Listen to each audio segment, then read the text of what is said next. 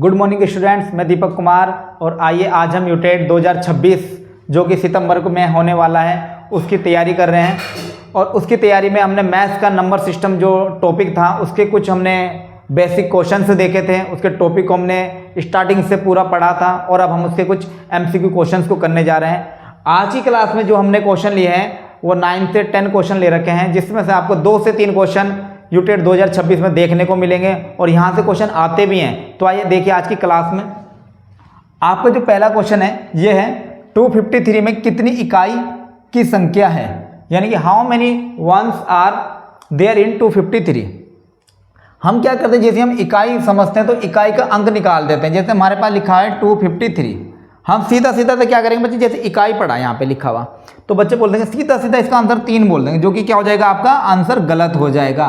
क्योंकि यहाँ पे क्या पूछ रखा है, इकाइयों की संख्या पूछ रखा है। जब भी आपसे इकाइयों की संख्या पूछे किसी नंबर में तो उस नंबर को आप 1 से डिवाइड कर दो, तो 1 से डिवाइड करने पर वो नंबर उतने के उतना ही रहता है जितना वो पहले था।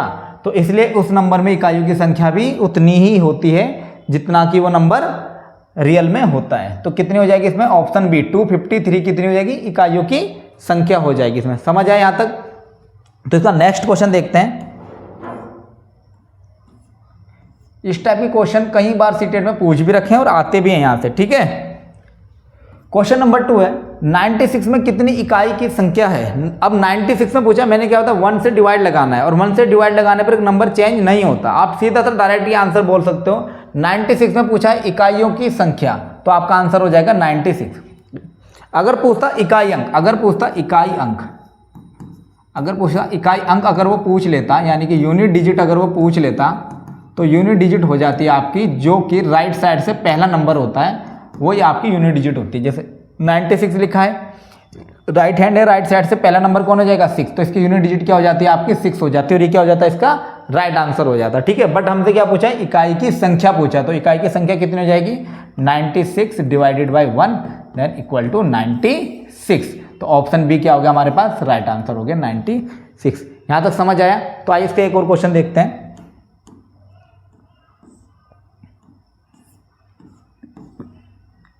क्वेश्चन नंबर 3 है, एक संख्या के 3 गुने में से यदि 15 घटाया जाता है, कोई एक संख्या है उसका 3 गुना कर दो और उसमें से 15 को घटा दो तो 120 प्राप्त होता है, संख्या ज्ञात कीजिए, ठीक है। ये क्वेश्चन बहुत इंपॉर्टेंट है और यूटेट में इससे पहले भी पूछ रखा था और सीटेट में भी ये कई बार आ रखा है, ठीक है।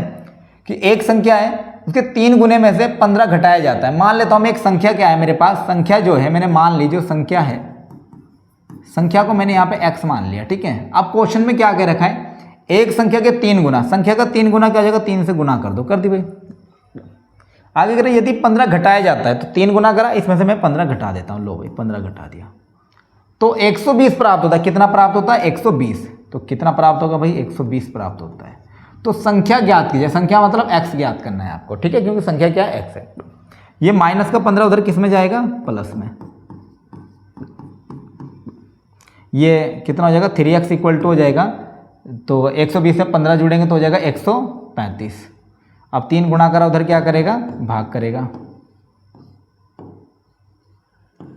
कर दो भाग 3 से, कितने बार कटेगा ये, 3 चौक 12 बचा 1 हो गया 15, 3 पंजे 15, 45 बार कटेगा।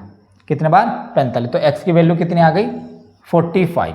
तो संख्या जो होगी वो कितनी होगी, 45 होगी, ठीक है। अगर आप संख्या को देखना चाहते हो, अगर आप ऑप्शन से भी करना चाहते हो तो ऑप्शन देख लो, 45 देख लो, क्या कह रहे हैं, किसी संख्या के 3 गुने में से, इसका 3 गुना कर दो, 3 गुने में से अगर 15 घटाएं तो देख लो घटा के, 45 थे 135 में से 15 घटा दो तो कितना आता है, 120 ही आता है। तो आप ऑप्शन से भी इस क्वेश्चन को कर सकते थे, ठीक है, लेकिन हमने क्या करना है, इसका बेसिक मेथड समझना, ठीक है। तो इस तरह से झट देनी, एक ऑप्शन को उड़ा देना है आपको, ठीक है। तो इसका नेक्स्ट क्वेश्चन देखते हैं। क्वेश्चन है, किसी विद्यालय में 360 विद्यार्थी हैं जिनमें से 2/3 का मतलब होता है 2/3, 2/3 लड़कियां हैं और शेष लड़के हैं। यानी कि क्या क्या रखा है आपको क्वेश्चन में, एक कोई विद्यालय है, ठीक है, उसमें 360 विद्यार्थी है। मान लो ये कोई विद्यालय है, ये क्या है, कोई विद्यालय, और इसमें टोटल है 360 स्टूडेंट। कितने हैं स्टूडेंट? 360 स्टूडेंट हैं। ठीक है, आगे बोला है जिनमें से 2/3 लड़कियां हैं। 2/3 लड़कियां, जैसे 360 है ना, इसमें कुछ लड़के होंगे कुछ लड़कियां होंगी, तो 2/3 कर देता हूँ इसका 360 का। 360 का 2/3 होता है भाई, 360 का मैं 2/3 करता हूँ, तो 3 से कट गया ये, 3 कम 3, 3 दूनी 6, 120, 120 दूनी 240, तो 240 होगी भाई ये गर्ल्स। क्या हो गई ये? गर्ल्स हो गई। तो 360 में से 240 अगर घटा दिया जाए, 360 में से 240 अगर मैं घटा दूँ, 0 6 में 4 गया 2, 3 2 1, 120, तो 120 क्या हो जाएंगे आपके? बॉयज़ हो जाएंगे। ठीक है, क्या हो जाएंगे? लड़के हो जाएंगे 120। आगे क्या कह रहा है? 2/3 लड़कियां हैं और शेष लड़के हैं, तो शेष हमने लड़के निकाल दिए, कितने? 120 हैं। लड़कों की संख्या के 3/4 खिलाड़ी हैं। भाई इसमें कुछ खिलाड़ी होंगे कुछ खिलाड़ी नहीं होंगे। ये खिलाड़ी हैं, इधर लिख देता हूँ खिलाड़ी हैं, इधर नहीं है, तो कितने बोल रखे हैं? 3/4 खिलाड़ी हैं। तो 3/4 120 का मैं अगर मैं 3/4 निकालता हूँ, 3/4 जो कि खिलाड़ी हैं, तो 3/4 क्या हो जाएगा इसका? 4 3 12, 3 बार 30, और 30 की गुणा 3 में कराओगे, 3 3 9, 90। तो 90 तो भाई क्या है? खिलाड़ी हैं। तो खिलाड़ी नहीं होंगे भाई, टोटल बॉयज़ कितने? 120, 90 उसमें से खिलाड़ी हैं, तो 30 खिलाड़ी नहीं होंगे ना, 90 और 30 120। ठीक है, तो 30 खिलाड़ी नहीं है। तो आपसे क्या पूछ रखा? जो खिलाड़ी नहीं है उन लड़कों की संख्या बताओ। तो कितने खिलाड़ी नहीं है? 30 खिलाड़ी नहीं है। तो क्या हो जाएगा हमारा आंसर? 30 हो जाएगा। देखो क्वेश्चन में क्या बोला गया था? एक विद्यालय है, विद्यालय में टोटल 360 बच्चे हैं, उन 360 बच्चों में से 2/3 जो हैं वो लड़कियां हैं। तो हमने क्या करना? टोटल का 2/3 निकालना है। तो इस टोटल का 2/3 निकाला, वो आया 240। ये गर्ल्स हैं। तो कितने बच्चे बचे भाई? 360 में 240 लड़के चली गई, तो बच गए 120। ये क्या आ गया आपके पास? बॉयज़ आ गए। अब क्या कह रहे हैं? इन बॉयज़ में से भी कुछ खिलाड़ी हैं और कुछ खिलाड़ी नहीं हैं, तो वो अगर लड़कों की संख्या के 3/4, 3/4 क्या है? खिलाड़ी। तो 3/4 का मतलब होता है 3/4। तो 120 का 3/4 निकाला मैंने, कितना है? 90 आया। तो 90 खिलाड़ी हैं, तो टोटल 120 थे, तो 90 तो खिलाड़ी हो गए, तो बच गए 30। 30 खिलाड़ी नहीं हैं। तो ये पूछ रखा था आपने, जो खिलाड़ी नहीं है उनकी संख्या बताओ, तो कितनी है? 30 है। ठीक है, तो आपको क्वेश्चन समझ आया। अगर आप इस तरीके से हमारे साथ जुड़कर सीटेट यूटेट 2026 की कंप्लीट तैयारी करना चाहते हो, तो आप हमारा कोर्स भी ले सकते हो। उसमें हमने इसके बेसिक्स, ट्रिक्स और PDF notes, live classes, recording classes सब वहाँ पे एप्लीकेशन ऐप पर डाल रखी है। ठीक है, आप चाहे वहाँ से हमारा कोर्स परचेज कर सकते हो, जिसकी मिनिमम फीस है, अगर आप पेपर वन को लेना चाहते हो तो उसकी फ़ीस है 799, और अगर आप पेपर 2 SST लेना चाहते हो तो उसकी फ़ीस है 799, और अगर आप मैथ साइंस का लेना चाहते हो तो उसकी भी फीस है 799। अगर आप पेपर 1 के साथ पेपर 1 प्लस SST पेपर 2 लेना चाहते हो तो फीस पड़ेगी आपको 999। भाई अगर आप पेपर 1 और साथ में मैथ साइंस लेना चाहते हो पेपर 2 तो इसकी फ़ीस भी पड़ेगी आपको 999। ठीक है, इसमें आपको भारी डिस्काउंट भी है, आप दोनों पेपर लो, क्योंकि पेपर 1 से आपको DLED यानी कि PRT में प्राइमरी टीचर के लिए काफ़ी बेनिफिट मिलता है, मेरिट बेस्ड सिलेक्शन है। भाई अगर आप पेपर 2 की बात करते हो, पेपर 2 में जितने ज़्यादा नंबर होंगे आपको उतना ही बेनिफिट मिल जाता है। ठीक है, तो पेपर 2 की भी आप अच्छे से तैयारी कर सकते हो, जिसमें हम मैथ का, साइंस का, SST का पूरा सिलेबस आपको कंप्लीट करके देंगे, साथ में उसके PYQ और इम्पोर्टेंट क्वेश्चन जो आने वाले हैं सीटेट 2026 में या यूटेट 2026 में काम आएंगे आपके। ठीक है, तो आइए इसका नेक्स्ट क्वेश्चन देखते हैं।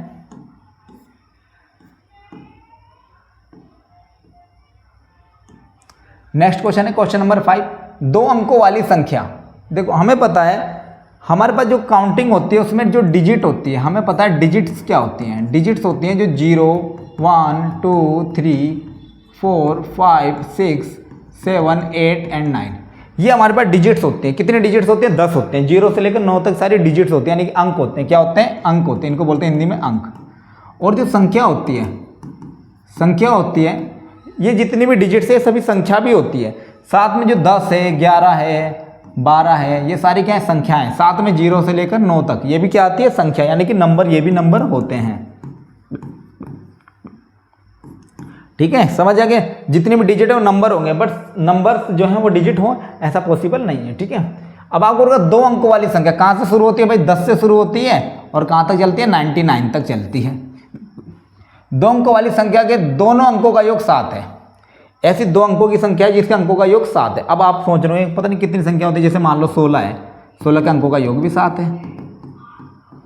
25 है, 25 के अंकों का योग भी 7 है।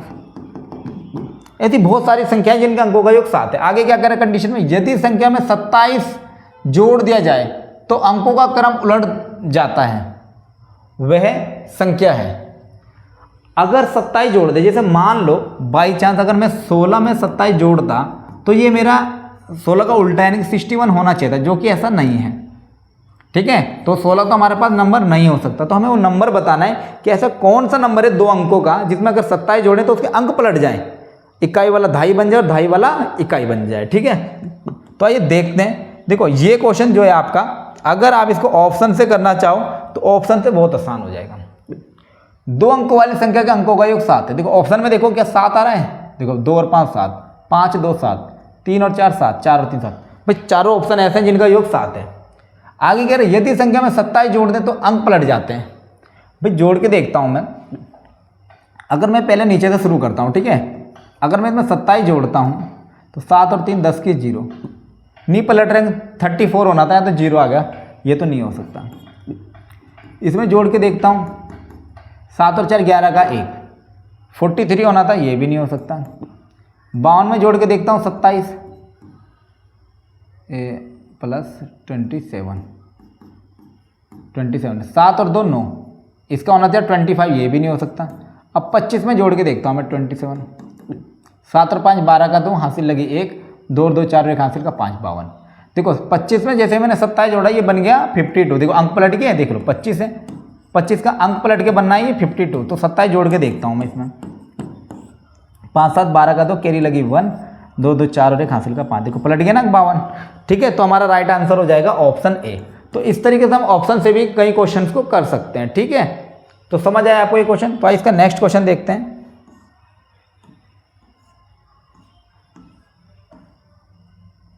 क्वेश्चन नंबर 6 है,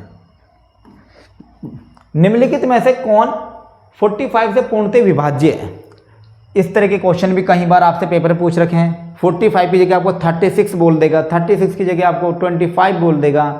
ठीक है, तो आपको क्या पता होना चाहिए, डिविजिबिलिटी रूल पता होना चाहिए नंबर्स का। ठीक है, 1 से लेकर 12 तक, 1 से लेकर मैंने 12 तक आपको विभाज्यता के नियम पढ़ा रखे हैं। आप मेरी पिछली क्लास में देख सकते हो, जहाँ पे हमने विभाज्यता के रूल आपको पढ़ा रखे हैं 1 से 12 तक। वो आपको एप्लीकेशन ऐप पर अवेलेबल है आपके लिए।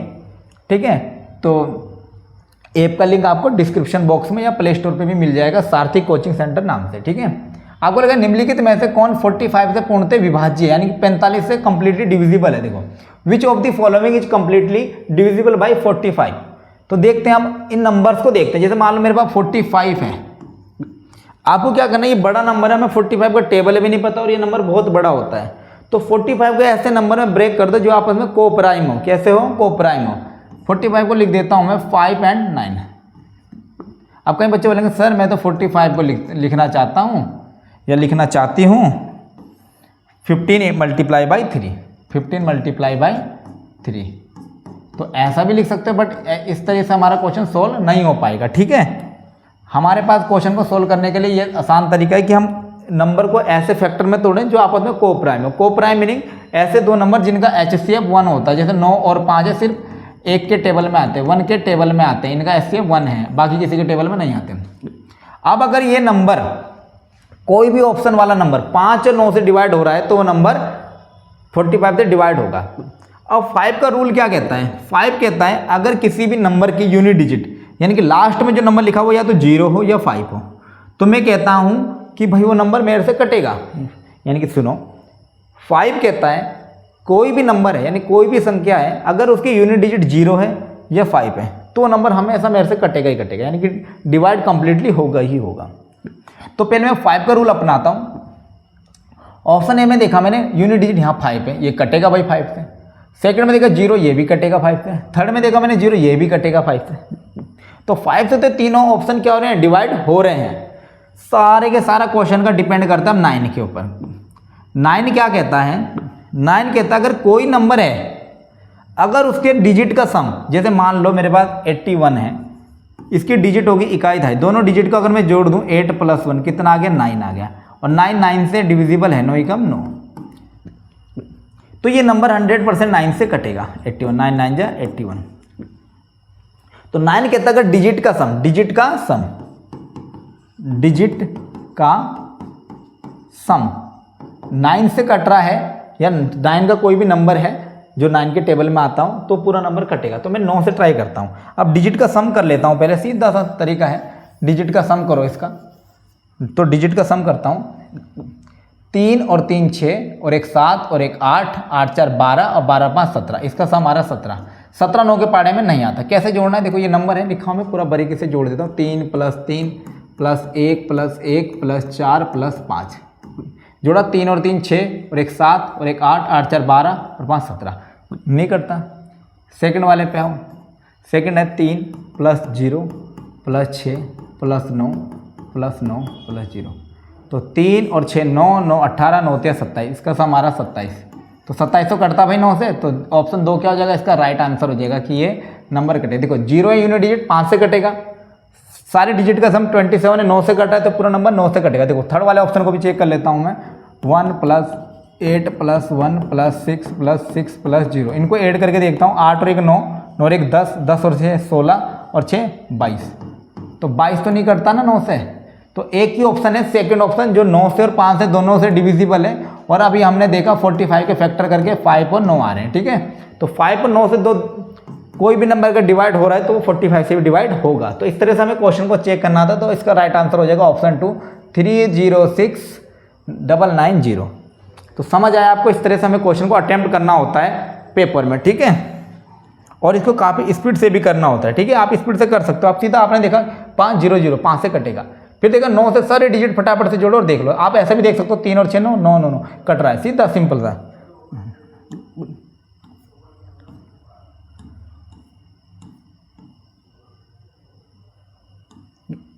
अब आज क्वेश्चन नंबर 7 पे, किसी संख्या को 119 से भाग देने पर शेष 25 रहता है।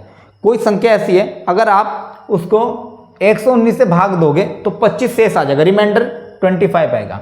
उसी संख्या को 17 से भाग देने पर शेष क्या बचेगा, क्या शेष बचेगा? आपको बोलेगा on dividing a number by 119 the remainder is 25, यानी कि 119 से डिवाइड करने पर 25 रिमाइंडर आता है। If the same number is divided by 17, अगर उसी सेम नंबर को 17 से डिवाइड कर दें तो what will be the remainder, तो रिमाइंडर क्या आएगा? अब ध्यान दो, हमारे पास दो नंबर, एक तो है 119, जब मैं इससे किसी नंबर को डिवाइड करता हूं, मान लो x को मैं डिवाइड करता हूं, तो मेरे पास जो रिमाइंडर आता है कितना आता है? 25 आता है। कितना आता है रिमाइंडर? 25 आता है। क्लियर है? अगर मैं 17 से इस x को डिवाइड करूं तो रिमाइंडर कितना आएगा? अगर आप सिंपल सा समझो, 119 देखो, 119 को देखो, 17 का 119 मतलब जो 17 है वो 119 का फैक्टर है। 17 का पाड़ा पढ़ोगे आप, 17 7 जा 119, ठीक है। तो कितना का रिमाइंडर 0, यानी कि हमें ये पता चल गया कि जो 17 है वो 119 का फैक्टर, यानी कि 17 से 119 कट रहा है, ठीक है। तो जब ऐसी सिचुएशन होगी, यानी कि जो पहले से नंबर दे रखा होगा और जब बाद में पूछ रखा होगा वो एक दूसरे का फैक्टर होगा, जैसे 17 इसका फैक्टर है 119 का, तो कुछ नहीं करना आपको, उस केस में आपको रिमाइंडर को डिवाइड लगाना है, ठीक है। तो आपको सीधा क्या करना है, डायरेक्ट 25 को 17 से डिवाइड लगा दो। 17 एकम 17, तो 25 में 17 क्या बच गया? 8, ठीक है। 15 में 7 गया 8, 1 में से गया 0, कितना आ गया? 8। तो इसका राइट आंसर हो जाएगा ऑप्शन ए 8। दोबारा समझो क्वेश्चन को, आपको बोला गया अगर 119 से भाग दिया तो 25 बचता है, ठीक है। उसी संख्या को 17 से भाग दें तो क्या शेष बचेगा? तो भाई 119 से भाग देना तो 25 बच रहा है, 17 से भाग दूंगा तो कितना बचेगा? मैंने देखा कि जो ये 17 है ना, ये 119 का फैक्टर है भाई। तो सिंपल, जब 17 119 का फैक्टर है तो जो संख्या 119 से कटेगी ना वो 100% 17 से तो कटेगी ही कटेगी। देखो 119 से 119 कट रहा है, 17 से कटेगा। 119 का डबल करोगे, यानी कि इसका 2 टाइम्स करोगे, वो भी 17 से कटेगा। 3 टाइम करोगे, वो भी 17 से कटेगा। यानी कि जो संख्या 119 से कटेगी वो 17 से तो 100% कटेगी कटेगी। तो जब भी इससे भाग करोगे 25 बचेगा, तो 17 से भाई भाग लगा दो 25 को। तो आपने देखा 17 से 25 को भाग लगाने पे मेरा कितना आया? 8 आया। बस सिंपल सा आप यहाँ ध्यान रखो, अगर ये नंबर इस नंबर का फैक्टर है तो रिमाइंडर को डायरेक्ट भाग लगा दो पीछे वाले नंबर से, 100% आपका आंसर आएगा। और आपका आंसर इसमें आया 8, ठीक है। ऑप्शन ए क्या होगा इसका राइट आंसर होगा, ठीक है। ये क्वेश्चन पूछे गए हैं, मतलब इस टाइप के क्वेश्चन पेपर में आ रखे हैं, ठीक है। यही क्वेश्चन नहीं, मतलब इस टाइप का आ रखा है, ठीक है। क्वेश्चन नंबर 8 है, यदि किसी संख्या को 7 से भाग देने पर शेष 5 बचता है, यदि किसी संख्या को 7 से भाग देने पर 5 शेष बचता है, उसके वर्ग को 7 से भाग देने पर शेषफल क्या होगा। यानी कि किसी संख्या को 7 से भाग दिया तो 5 बच गया, उसके वर्ग को 7 से भाग देने पर क्या शेष बचेगा।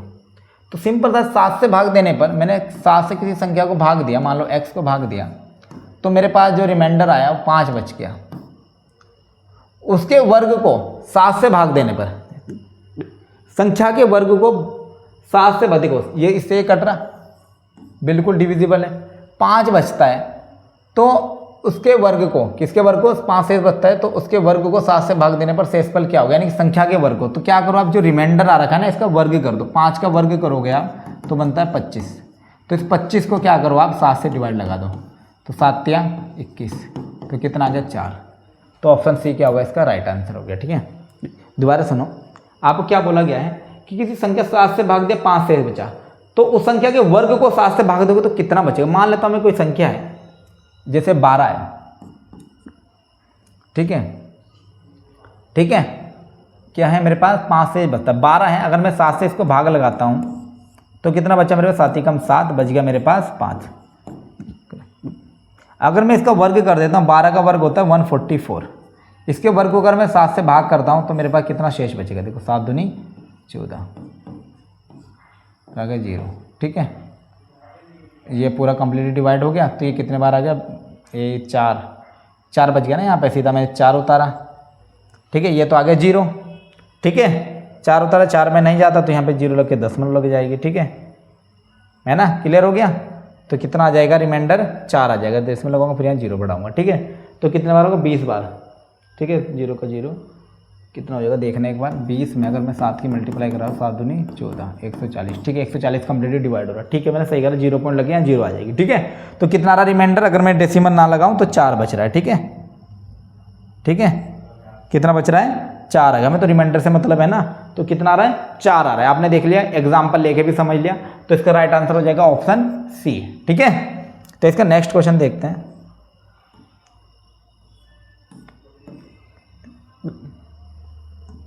क्वेश्चन नंबर 9 है, 1 2 3 4 5 6 किस संख्या से विभाज्य नहीं है। आपके पास एक नंबर दे रखा है, ये 1 2 3 4 5 6 पूछ रहा है किस संख्या से विभाज्य नहीं, यानी कि किससे कटेगा नहीं। अब हमें ऐसे केस में क्या पता होना चाहिए, हमें डिविजिबिलिटी रूल पता होना चाहिए, यानी विभाज्यता का नियम पता होना चाहिए 1 से 12 तक, ठीक है। इससे ज़्यादा पूछता भी नहीं है। तो 1 2 3 4, पहले मैं 2 से ट्राई करूँ, किस संख्या से विभाज्य नहीं है। 2 से 2 का रूल है, अगर इकाई अंक कोई सम संख्या, यानी इकाई अंक या तो 0 है या 2 है, 4 है, 6 है, 8 है, तो 2 से कटेगा। तो इकाई अंक कितना है 6 है, ये लिखा हो ना नंबर 1 2 3 4 5 6, तो कटेगा क्योंकि 6 है, 6 कटता है 2 से। 3 का क्या रूल है, डिजिट का सम, डिजिट का योग या सम 3 से डिवाइड हो तो पूरा नंबर कटेगा 3 से, ठीक है। तो 1 और 2 3 और 3 और 3 6 और 4 10 और 5 15, 15 और 6 21, अरे वाह 21 आ गया। और ये तो कट रहा भाई 3 से, 3 से तो 21, ये भी इसका राइट आंसर नहीं होगा। हमें तो बोला विभाज्य नहीं है पूछ रहा है भाई, ध्यान रखना नहीं है, तो ये इससे भी कट रहा, इससे भी कट रहा, ये दो तो आंसर नहीं हो सकते। अब 6 का रूल क्या है, 6 कहता है अगर कोई नंबर 2 से और 3 दोनों से कट जाए तो भाई मुझसे कटेगा। अभी मैंने देखा ये नंबर जो होता है ये 2 से भी कट रहा था और 3 से भी कट रहा है, तो 6 से भी कटेगा भाई, ये भी आंसर नहीं, बच गया। अब 11 इसका आंसर होना है, लेकिन 11 का रूल हम पढ़ लेते हैं। 11 का रूल क्या है, यानी कि ओड प्लेसेस का सम करो, ओड प्लेसेस सम माइनस इवन प्लेसेस सम का जो डिफरेंस है वो या तो 0 आ जाए या 11 का कोई टेबल आ जाए, 11 आ जाए, 22 आ जाए, यानी कि 11 का कोई फैक्टर आ जाए। तो करके देखता हूँ मैं इसका सम। वो 1 और 3, 1 और 3 ऐसे लिखा ना, 1 2 3 4 5 6, 1 और 3 4, 4 और 5 9, 9 बस, आगे इसके बाद इधर है नहीं कोई डिजिट, तो 1 और 3 4 और 5 9 आ गया, विषम अंकों का योग 9। ठीक है, अब सम अंकों का करता हूँ। अब इसका करता हूँ 2 और 4 6 और 6 12, 1 और 3 4 किस 4, 1 और 3 4 और 5 9 और इसे 2 और 4 6 और 6 12, तो 9 में से 12 के बच गए माइनस के 3। तो ये क्या कटता है? नहीं कट रहा, नहीं कट रहा ना ये 11 से। 11 का टेबल का है, मैंने क्या बोला, अगर या तो 0 आए या कोई 11 आए 22 आए 33 आए तभी कटेगा 11 से। हम देखा बोला विभाज्य नहीं है, तो 11 से विभाज्य नहीं है ना, तो बस सिंपल सा आंसर 11 से विभाज्य नहीं है। आप देखना चाहते हो, अगर आपको एक नंबर ले लो 1 2 1, इसके देखो 1 और 1 2 और इवन प्लेस इस पर 2 है, 2 माइनस 2 कितना आ गया 0, देखो 11 से कटता है ये वाला नंबर 121, 11 से 11 बार कटता है। तो ठीक है, तो ऐसे हमें 11 का रूल पता होना चाहिए। ठीक है, तो समझ आइए क्वेश्चन आपको। ठीक है, आपसे यहाँ नहीं पूछ रखा था। ठीक है, तो नहीं क्या हो जाएगा 11 इसका राइट आंसर हो जाएगा। ठीक है, ठीक है, तो आज की क्लास में इतने ही क्वेश्चन देखेंगे। ठीक है, बाकी हम कल की क्लास में इसके कल हम फ्रैक्शंस को पढ़ने वाले हैं, जो कि नंबर सिस्टम का लास्ट टॉपिक है। फ्रैक्शंस क्या है, फ्रैक्शन को कैसे ऐड किया जाता है, कैसे असेंडिंग ऑर्डर में डिसेंडिंग ऑर्डर में लगाया जाता है, कौन फ्रैक्शन बड़ा है कौन फ्रैक्शन छोटा होता है, कल हम इसको पढ़ेंगे। अगर आप लोग यूटेट 2026 संपूर्ण तैयारी करना चाहते हो, उसकी पूरा सिलेबस को पढ़ना चाहते हो, मैथ्स की पेडागोजी, साइंस की और प्लस उसका बेसिक कॉन्सेप्ट, तो आप हमारे एप्लीकेशन ऐप पर जुड़ सकते हैं, जिसका लिंक आपको डिस्क्रिप्शन में मिल जाएगा, और या आप प्ले स्टोर से भी डाउनलोड कर सकते हो सारथी coaching centre app, coaching centre application. ठीक है, इसको डाउनलोड करें और आप वहाँ से क्या कर सकते हो, पेपर 1 पेपर 2 SST मैथ्स दोनों का कोर्स परचेस कर सकते हो। ठीक है, तो हमारे साथ जुड़े रहने के धन्यवाद। वीडियो को लाइक करें, शेयर करें और चैनल को सब्सक्राइब करें। आज के लिए इतना ही, कल हम फ्रैक्शंस को लेकर आते हैं और उसके इंपॉर्टेंट क्वेश्चन।